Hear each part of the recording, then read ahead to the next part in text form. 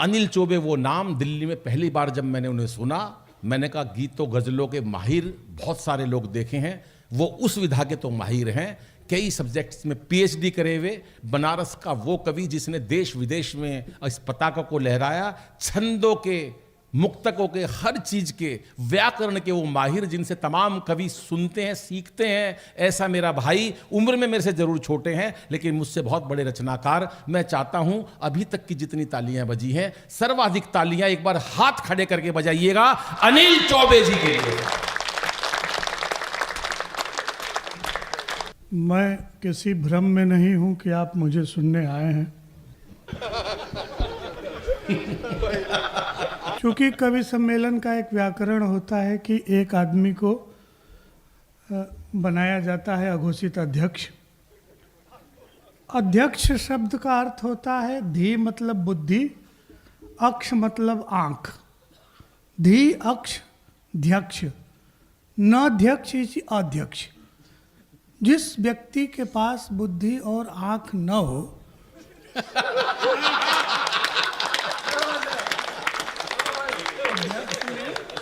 जब नए समास करेंगे तो अध्यक्ष होगा। मुझे बैठा के कितना बड़ा बड़ा सम्मान दिया गया। एक व्यक्ति सामने से उठ के कहे कि मैं तो केवल आपको सुनने आया हूँ।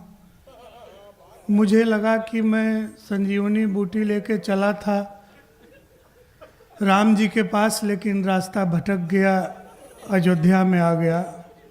लेकिन संत रास्ता भी भटकता है तो अच्छे जगह पे ही आता है। इधर से तब तक एक भाई साहब उठे, ब्लॉक प्रमुख जी, चले गए क्या? नहीं, यहीं बैठे हैं सारे। इधर हैं? झूठ बोल रहे थे कि इनको ही सुनने आए, हमें भी तो सुना है। नहीं नहीं, उनको बुलाइए, मैं उनका सम्मान करना चाहता हूँ। तो वो कह रहे हैं कि अच्छा आप कितने भोले लोग हैं। हमारे पूर्वांचल के लोग भोले होते ही हैं, फिर भी इतने डॉक्टर लोग हैं, डॉक्टर भी कवि हैं, तमाम मतलब जिनको 12-13 घंटे मरीजों से छुट्टी नहीं मिलती, उसके बाद भी वो कविता लिखते हैं, कवि सम्मेलन कराते हैं। कितना भोला आदमी। कह रहा है मैं सुबह सुबह उठता हूँ तो पहले आपको सुनता हूँ।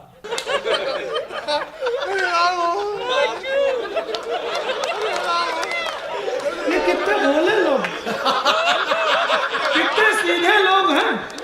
हमारे यहाँ कई लोगों को बीमारी है, वो सुबह उठते हैं तो गर्म पानी पीते हैं, कायम चूर्ण खाते हैं, तब वो बाथरूम में जाते हैं। और एक व्यक्ति यहाँ ऐसा फंसा है जो सुबह उठता है तो उसका पेट साफ नहीं होता, तो वो इसको सुनता है तो उसका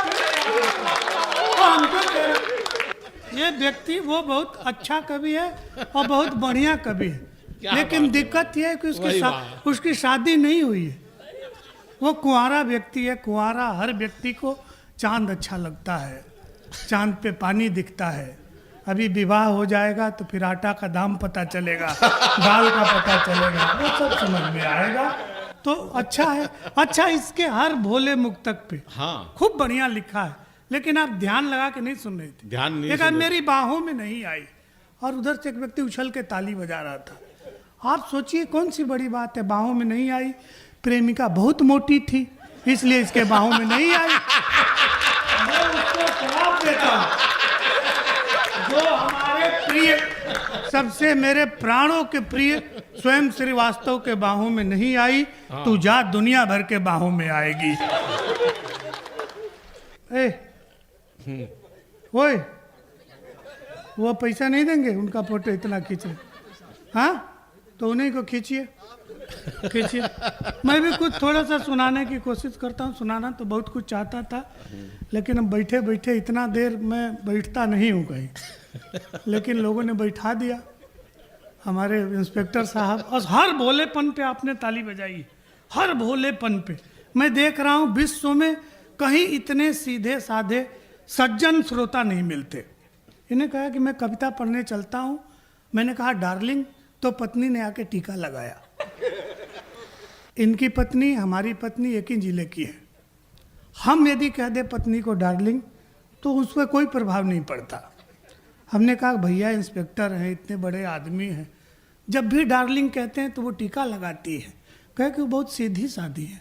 इंस्पेक्टर साहब छोड़िए ना, मोहल्ले का कोई डार्लिंग कह दे तो भी वो टीका लगा के विदा करती है, वो सामान्य से आदमी नहीं। तो बढ़िया हो गया। अच्छा। आश्चर्य तो तब हुआ, अच्छा इनको जलन हो रही है, पहली बार कोई खूबसूरत लड़की मेरे पास बैठी तो इसको जलन होने लगी। भाई देखो दादा दादा दादा के पास, हाँ। दादा के पास, दादा के पास। अब हम क्या करें, हमारी व्यवस्था नहीं है साहब, आप लोगों ने बैठा, हम तो इस उम्र में चल रहे हैं, हाँ। कि जानबूझ के भी किसी को आई लव यू कह दें तो वो लड़की कहती है दादा तुम आशीर्वाद दो। हमारा कभी इस तरह का कोई चरित्र रहा ही नहीं। आप देखिए कोई व्यक्ति अपना कीमती जेवर उसी बैंक के लाकर में रखता है जिस पर विश्वास हो। संस्था ने इसलिए खूबसूरत चीज को हमारे पास बैठाया कि ये देश का सबसे चरित्रवान व्यक्ति है।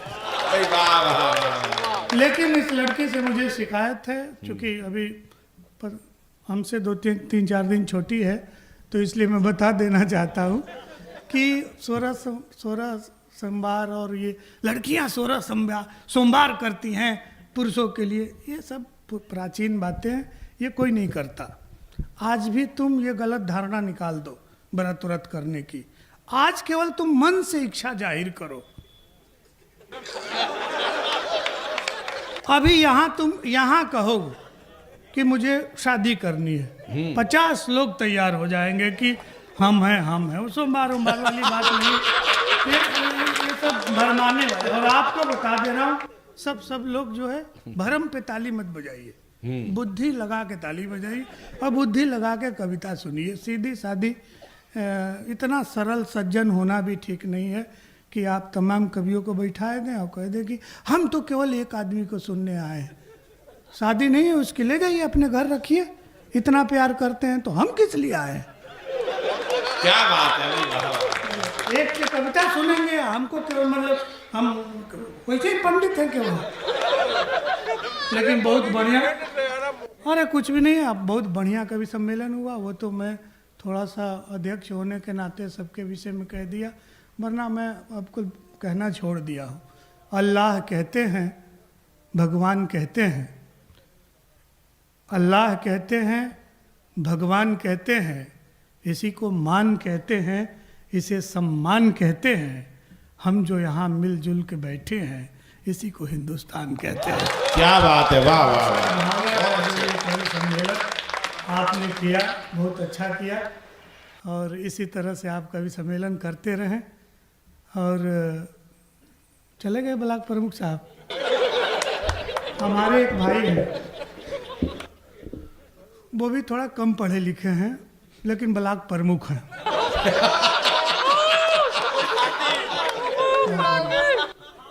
अच्छा, वो चूँकि मेरा थोड़ा सा गांव के लोग पहचानते हैं, 2-4 लोग, बहुत छोटा सा नाम है हमारा भी, तो वो अब मेरे नाम पर के ऊपर चढ़ने के लिए कहीं भी कोई आयोजन होता तो आगे बैठते हैं और हमेशा कहेंगे मैं ब्लॉक प्रमुख हूँ। उनकी आदत है, वो ससुराल भी गए तो कहे ब्लॉक प्रमुख हूँ, कोई कहे कि जीजा बैठी तो कहे चुप मैं ब्लॉक प्रमुख हूँ। हर बात पे कहते थे ब्लॉक प्रमुख। कोरोना काल में चावल दाल लेके गाड़ी से लाद के बनारस आए, इधर से जब जा रहे थे तो देवरिया के पास से कुछ जंगल होके गुजरता है, वहाँ गाड़ी खराब हो गई। तो अब जाएं कहाँ? 1-8 किलोमीटर इधर उधर गए गाड़ी बनवाने के लिए तो कोई मिला नहीं। एक सुनसान जगह पे एक झोपड़ी थी, वहाँ एक दिया जल रहा था तेल में, वहाँ गए तो कहे कि मैं ब्लॉक प्रमुख हूँ, मुझे रात भर का समय दे दीजिए रात गुजारने के लिए। उसने महिला ने कहा कि देखिए मैं अकेली महिला हूँ इस जंगल में, यहाँ घर है कोई है नहीं, मैं कैसे आपको रहने दूँ? तो कहा देखिए मैं ब्लॉक प्रमुख हूँ, हमारे पर आप विश्वास कीजिए। बड़ा मनाए तो महिला ने कहा ठीक है कोई बात नहीं रुक जाइए। चूँकि लेट से वहाँ पहुँचे थे तो रात हो गई थी, जगे तो ये थोड़ा देर से जगे। महिला पहले जग गई तो मुर्गी पाली थी, मुर्गियों को दाना दे रही थी। उठे तो कहे कि देखिए मैं ब्लॉक प्रमुख हूँ, आप ये बताइए, ये जो इतने ये कितने मुर्गे हैं, कितने मुर्गियां हैं? महिला ने कहा कि देखिए इसमें 25 मुर्गियां हैं और 5 मुर्गे हैं। तो कहे कि ये तो गणित गलत है, 25 मुर्गियों के बीच में 5 मुर्गे, मैं ब्लॉक प्रमुख हूँ, सही सही बताइए कि क्या स्थिति है। महिला ने कहा देखिए ब्लॉक प्रमुख साहब, वास्तविकता ये है कि 5 मुर्गों में मुर्गा एक ही है, 4 ठे ब्लॉक प्रमुख है।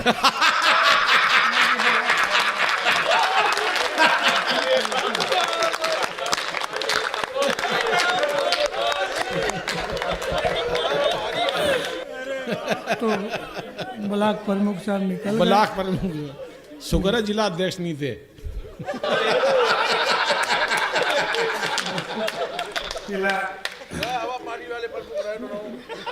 जायसवाल साहब सुनिए, जो लोग बेवकूफ़ समझते हैं ना, वो गच्चे खा जाते हैं।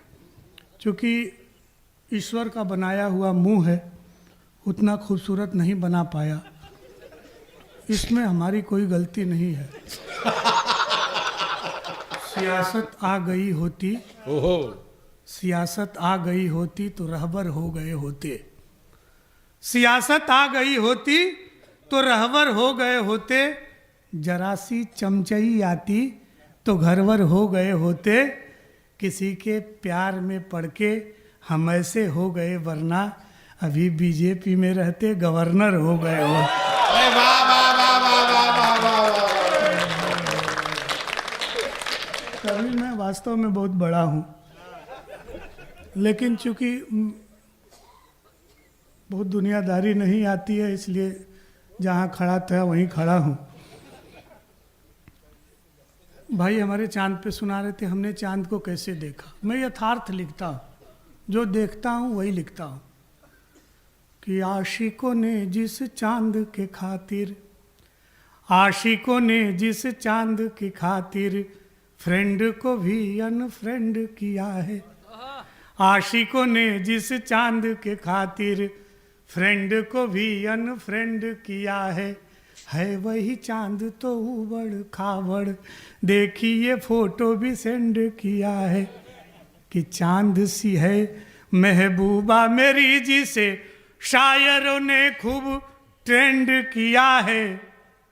भारत ने उसी चांद के ऊपर विक्रम रोवर लैंड किया। क्या बात है, वाह वाह वाह। चांद के ऊपर विक्रम, रोवर लैंड। भाई बुरा न मानना, मैं अरे सर कमाल कर रहे हो आप, चौबे जी गजब, जोरदार तालियां सर के लिए। अनिल भाई हमारे जिंदाबाद। मैं आपको बहुत, जैसे आपको लग रहा था कि आज इसके भाग्य में कैसे मतलब अंगूर है, वैसे मुझे भी आपको देख के ईर्ष्या तो होती है कि भगवान ने आपके जैसा सुंदर मुझे क्यों नहीं बनाया। क्योंकि ये मेरा उसमें कोई हाथ नहीं है, भगवान की कृपा है।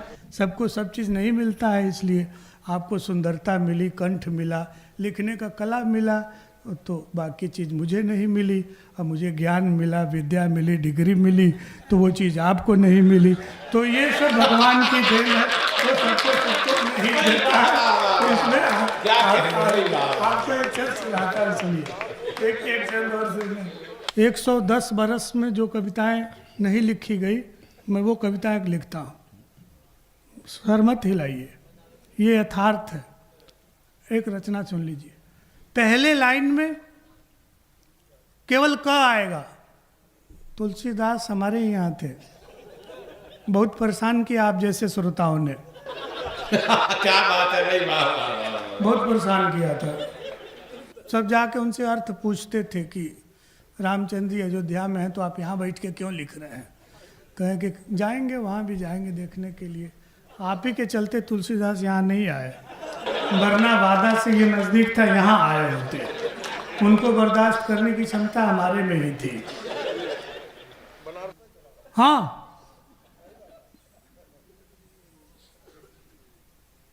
पहली लाइन में क आएगा तो दूसरी लाइन में क नहीं आएगा, ख आएगा। और तीसरी लाइन में ग आएगा तो ऊपर क ख नहीं आएगा। चौथी में घ आएगा तो क ख ग ये चारों वर्ण नहीं आएंगे।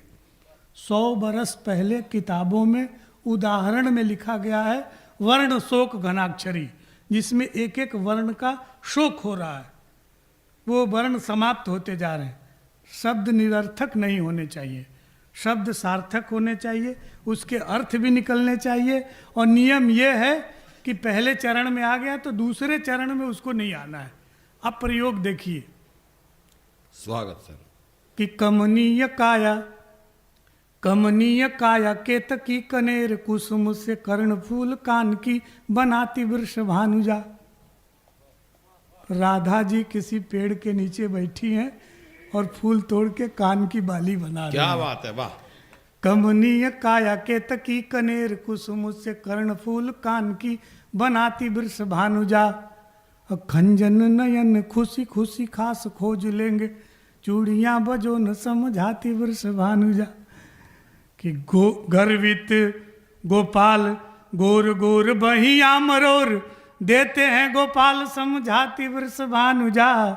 और घेर घेर कमनीय काया केतकी कनेर कुसुम से कर्ण फूल कान की बनाती वृष भानुजा।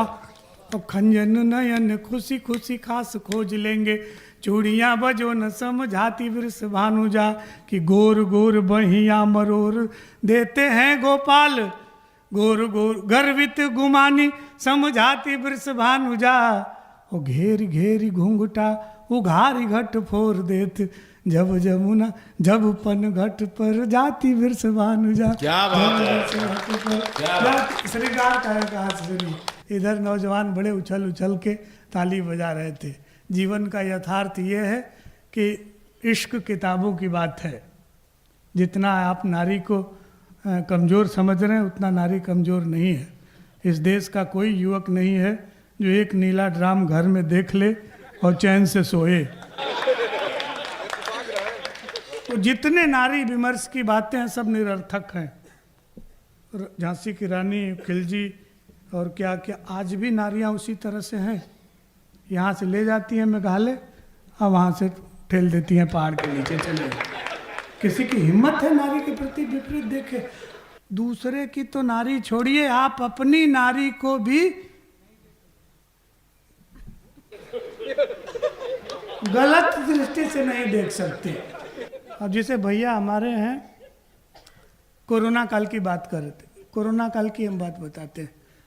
हम कभी हमेशा दूसरे की व्यवस्था में रहने वाले, हमारे पास कुछ भी साधन नहीं है तो बढ़िया बढ़िया सी व्यवस्था लोग भेजते हैं, अच्छे होटल में रुकाते हैं, बढ़िया खाना देते हैं। बहुत से डॉक्टर तो ऐसे हैं कि दवा भी दे देते हैं फ्री में। और इतने डॉक्टरों के कार्यक्रम में जब मैं आता हूँ, भगवान की कृपा से बीमार जरूर पड़ जाता हूँ। और असली कवि वो है जो डॉक्टरों को देख के बीमार पड़ जाए, वरना डॉक्टरों का महत्व कम हो जाता है। सामने 10-20 डॉक्टर हों और आप बीमार न हो तो आप किस लायक हैं? आप डॉक्टर के किसी लायक नहीं हैं। तो कोरोना काल में हमेशा बाहर रहने वाला व्यक्ति, जब जैसा भाई साहब कह रहे थे, घर में कैद हो गया। और साधारण आदमी ये कहीं मतलब आलू टमाटर सोयाबीन वही खाते खाते मन उब गया। एक दिन गलती से मुंह से निकल गया, कौन सी सब्जी बनाई हो, इसमें तो कोई स्वाद ही नहीं है। पत्नी ने तुरंत फोन लगाया क्वारंटीन सेंटर, हेलो पंडित जी का स्वाद चला गया है। अच्छा, वो उधर से सब गाड़ी भर के आ गए। हम कह रहे कि नहीं ऐसा नहीं है, कुछ तो करेगा। इतने बड़े कवि की पत्नी गलत थोड़े बोलेंगी, वो सही बोल रही है। अब पकड़ के जबरदस्ती ले गए। वहां जाने के बाद एक खूबसूरत सी नर्स, उसने पूछा कि पंडित जी आप कितने लोगों के संपर्क में आए हैं? जायसवाल साहब, इस देश के 2 लोग सबसे बड़े चरित्रवान हैं, एक हम, एक मोदी जी। हम दोनों लोग आज तक अपनी पत्नी के संपर्क में ठीक से नहीं आए हैं। और नर्स पूछ रही है कि कितने लोगों के बीच में आए हैं। अब जवाब देखिएगा विषम परिस्थिति में। हमने कहा संपर्क में आए हैं, साली के संपर्क में आए हैं, साले के संपर्क में आए, सास के संपर्क में आए, ससुर के संपर्क में आए, पूरे ससुराल के संपर्क में आए हैं। एक ही क्वारंटीन सेंटर में पूरे खानदान को 14 दिन तक क्वारंटीन कराने वाला मैं कवि अनिल चौबे। और इतने के बाद पत्नी ने धीरे से कोहनी मारी और कही कि ए जी, उस दिन हम ही सब्जी में नमक डालना भूल गए थे। महिलाओं का कभी अपमान होती है। कहीं किसी की भी कोई भी नारी हो, पूरा सम्मान कीजिए, वरना नारी जिस दिन आ जाएगी, जिसे हमारे भैया करते हैं अनिल अग्रवंशी जी, इतना विश्वास करते हैं पत्नी पे, इतना सम्मान करते हैं, हर कवि सम्मेलन में लेके जाते हैं। और सबसे कमाल तो ये है, माइक पे खड़े होकर कह रहे हैं बहन जी इधर बैठी हुई है, बहन जी इधर बैठी हुई है। इतना जो है कि किसी में हिम्मत नहीं है भाई साहब, पूरे देश में हिम्मत नहीं। हमारे बड़े भाई हैं और हमारे सामने कह रहे हैं हाँ। किसी कवि से। हम लोगों को देखिए कितने बेवकूफ़ आदमी। मैंने आज से इनसे एक शिक्षा ली है कि जहाँ भी जाइए, वो बस में लिखा होता है ना, अपने सामान की सुरक्षा खुद कीजिए। आप छोड़ के आएंगे क्या, ही प्रकृति का भरोसा। एक दो छंद सुन लीजिए। आइए आप फिर कहिए तो एक कविता सुना के। सुनाइए सर। हाँ अभी तक सुना रहे थे, ये क्या है?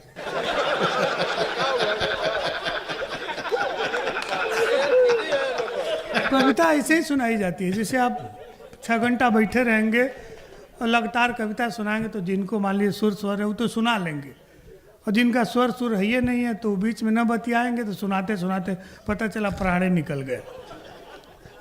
सुनिए त्रिपाठी जी के, सत्यम त्रिपाठी जी बहुत परिश्रम किए चंदा उतारने में जी, बहुत मेहनत किए हैं और जिला परिषद के प्रत्याशी भी हैं, तो इनको नहीं इस चंदा उतारे हैं, कभी सम्मेलन में बहुत मेहनत किए हैं। और ठीक है, भगवान चाहेंगे तो आप जरूर आपको सफलता मिलेगी। ऐसे ही कभी सम्मेलन कराइएगा। और बजट वजट का कोई चिंता नहीं है, भगवान इतना दे दिया है कि अब जो उसकी कोई ज़रूरत नहीं है। बहुत पैसे मिले 25-30 वर्षों से, केवल पैसे ही मिलते हैं। हमारा तो इतना काम है कि समझिए कि कविता न भी पढ़ें तो हमारा काम चल जाएगा। ये जितने बड़े कवि हैं ये हमको खूब बुलाते हैं, हम इनको कभी बुला नहीं पाए। हमारा घर शमशान घाट के किनारे है।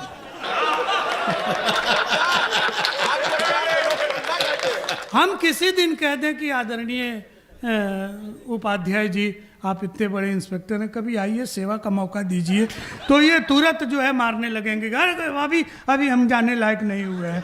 तो हम नहीं बुलाते किसी को, हमारा अपना काम है, फकीरी है, गरीबी है, सब है, जो है वो बहुत बढ़िया है। लेकिन कभी मैं वर्तमान का सबसे बड़ा हूँ। क्या बात है, मेरे से बड़ा कभी नहीं है कोई। ये चश्मा घड़ी, ये कपड़े, ये चश्मा घड़ी है जो ब्रांडेड, ये चश्मा ये कपड़े घड़ी है जो ब्रांडेड, इन्हीं सब से खुद को बड़ा मानते हो। क्या बात है, या कबीरा के बाणी को, रसखान ज्ञानी को, मीरा दीवानी को पहचानते हो। ये यूट्यूब, ये व्यूअर फॉलोवर वगैरह वगैरह हवाबाजी सब ठीक है, लेकिन तुम कविता के बारे में क्या जानते हो? क्या बात है, वाह वाह वाह वाह वाह वाह। कि मादक नयन दोनों रस के कटोरे भरे। आजकल दिक्कत ये है कि कुछ दिनों से बीमार होने के चलते खुद की कविता खुदे नहीं याद रहती। तो आप एक रचना सुन लीजिए, ठंडक भी बढ़ गई है, और मेरी बड़ी प्रसिद्ध रचना डॉक्टर साहब की उपस्थिति है, और बहुत अच्छी रचना है, सुन लीजिए। आप अभी तक आपको नहीं सुनाया हो। सरकार की तमाम योजनाएं आई और अविरल गंगा, निर्मल गंगा, स्वच्छ गंगा के लिए सरकार ने तमाम योजनाएं लाई। समाज के लोग भी लगे रहे, लेकिन गंगा कितना स्वच्छ हुई ये वही जानता है जो गंगा किनारे है। गंगा यदि हमसे बात करती तो क्या करती? क्या बात है, वाह। विशेषता ये है कि धार्मिक विषयों पे, त्रिपाठी जी 2-3 मिनट सुन लीजिए। अभी आप मुझसे 1 इंच कम हैं, मैं चौबे हूँ, आप त्रिपाठी हैं। तो थोड़ा देर सुनिए।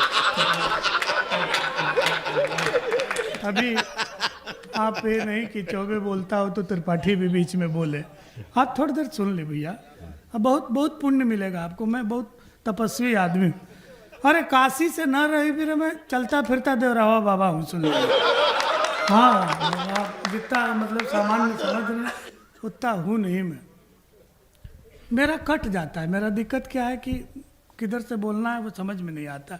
शुरू से ही बहुत ज़्यादा गलती से विद्वान हो गए, नहीं तो और पिछले जन्म का पाप है कि इन लोगों के साथ बैठना पड़ रहा है, वरना हम बहुत ज़्यादा पढ़े लिखे इन लोगों के साथ। सुनिए, हाँ अब ये कविता का जन्म कैसे हुआ जी, जन्म बताओ। सुनिए। मैं देखा कि 3-4 बड़े बड़े संत एक होटल में गंगा पे चर्चा कर रहे थे, स्वच्छ गंगा विमर्श। होटल में बैठे हैं 4 संत, आगे पानी की बोतलें रखी है। अपने आप एक लाइन निकली कि अविरल गंगा के लिए सबने चिंता की, गंगा पर भाषण दिए, मिनरल वाटर पी। क्या बात है, वाह वाह वाह वाह वाह। अविरल गंगा के लिए सबने चिंता की, गंगा पर भाषण दिए, मिनरल वाटर पी। प्रदूषण ज्यों का त्यों मिला, भगीरथ मिले अनंत। नाले गंगा में मिले, होटल में मिले संत। क्या बात है, वाह वाह वाह वाह। क्योंकि आप सब प्रबुद्ध हैं, काफी बुद्धिजीवी और बड़े लोग हैं, तो अब मैं आपको एक रचना सुनाता हूँ, सुन लीजिएगा। बड़ा कठिन विषय है किसी धार्मिक विषय पे व्यंग्यात्मक कविता रचना, वो भी आज के युग में। हालांकि हमारे शास्त्रों में शिव जी को से भी लोगों ने मजाक किया है। शीश पर गंगा हंसे, भुजनी भुजंगा हंसे, हासही को दंगा भयो नंगा के विवाह में। हास्य रस का उदाहरण में शिव को कहा गया ऐसा। आज एक बार मैंने शिव जी पे कुछ लिख दिया तो कम से कम 1.25 लाख लोग आके गाली दिए, कहे कि इसको तुमको धर्म का ज्ञान नहीं है, तुम नहीं जानते हमारी भावनात्मक धार्मिक भावनाएं आहत हुई है। सबसे ज़्यादा कमज़ोर आज कुछ है तो वो है धार्मिक भावना, वो फट से आहत हो जा रही है। उसको पता नहीं है कि लिखने वाला क्या जानता है, क्यों लिखा है, कैसे लिखा है, लेकिन धार्मिक भावना तुरंत आहत हो जा रही है। तो देखिए, मैंने ये तमाम आहतों को रोकते हुए छोटी सी कविता है, सुनाते हैं।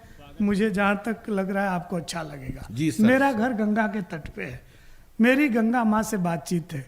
गंगा पे इतना लिखा गया है कि आप एक शब्द भी नया लिखने की कोशिश करें तो बहुत कठिन है। 100 साल पहले से लेके लोग लिख रहे हैं कि जब तक गंगा में चित्रगुप्त नहीं, ये फिल्मों की बात तो मैं करता ही नहीं, जब तक पुण्य का विचार करे चित्रगुप्त, तब तक गंगा हजारों तार देती है। कि अभी फाइल लेके बैठे चित्रगुप्त की व्यक्ति कितना पाप पुण्य किया है, तब तक पता चला कि कई लाख लोग तर गए गंगा के नाम से। नभ में जितने तारे हैं तुमने उतने तारे हैं, इतना तक कह दिया। अब इसके बाद आप क्या कहेंगे? हमारी विदेशों में पहचान ये नहीं होती कि हम किस जगह से आए हैं, किस जाति, किस धर्म, किस संप्रदाय के हैं। हमें लोग इसलिए जानते हैं कि हम उस देश के वासी हैं जिस देश में गंगा बहती है। हम वहाँ से निकले, हम रामकृष्ण के धरती के लोग हैं, तब हमारी पहचान है। पार्टियां खत्म हो जाएंगी, दल खत्म हो जाएंगे, हो सकता है 2-4 40-50 साल बाद जाति भी खत्म हो जाए, लेकिन भारत तब तक रहेगा जब तक राम रहेंगे, जब तक गंगा रहेंगी। तो मैंने इस विषय पे अब थोड़ा ध्यान से सुन लीजिएगा, क्योंकि इसको अध्यक्षीय काव्य पाठी मान के सुन लीजिए।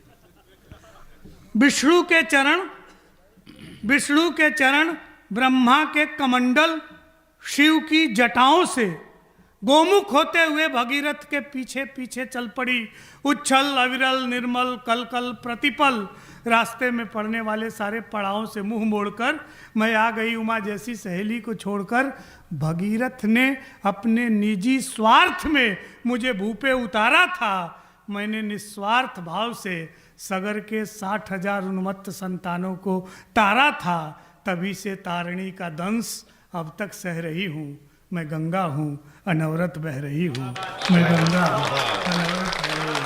याद सुनिए वाह कि गंगा तो दर्शनात् मुक्ति गाने वालों, गंगा तो दर्शनात् मुक्ति गाने वालों, मेरे जल से झूठी कस्में खाने वालों, उल्टी पुल्टी गंगा रोज बहाने वालों, मेरे नाम पे खाने और कमाने वालों, सुन लो, मैंने तीज त्योहार धर्म संस्कार संस्कृति सभ्यता सब कुछ अपने तटों पे एक जगह जोड़ा है और तुमने जगह जगह बांध बना के हमारी गति को मोड़ा है। तुमने इतने पाप धोए हैं कि हमें आचमन लायक भी नहीं छोड़ा है।